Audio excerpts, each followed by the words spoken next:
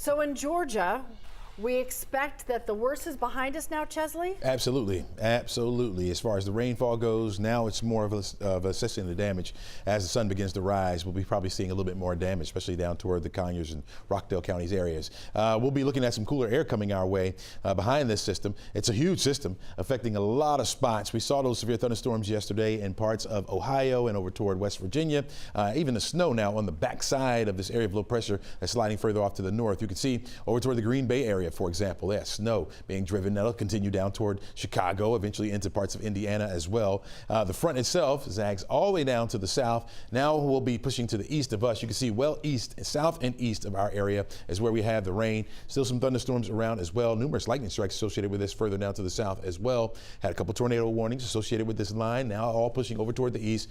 It will become more of an issue for parts of South and North Carolina for today. We'll be drying out and again cooling down as well. Here's your forecast for today, starting off with cloudy skies. Those clouds will break down, especially by the time we get to noon. We'll get a little bit of sunshine in, but don't expect it to get back to the 80s like we were just yesterday. 57 degrees will be our temperature by noon. On our way to 63 for an afternoon temperature. We'll drop back down to 59 degrees by 7 o'clock tonight. I think we're going to do it again for tomorrow, get a mix of sun and clouds in here, but really our trend for the rest of the week will be drying, okay? But it will be on the cool side. You're going to need at least a heavy jacket or a light coat for the rest of the week. We'll detail that outlook for you coming up. Right now, let's go over the Crash Clark with a look at the roads. All right, Chesley, appreciate that. The good news is we're kind of clear on the interstates right now, especially as far as the flooding is concerned or debris. That doesn't mean we're not going to find something. Now, this is a live look showing 285 up around Roswell Road. Very active yesterday with GDOT crews milling and paving those shoulders. As you can imagine, that rain chased them away. No GDOT activity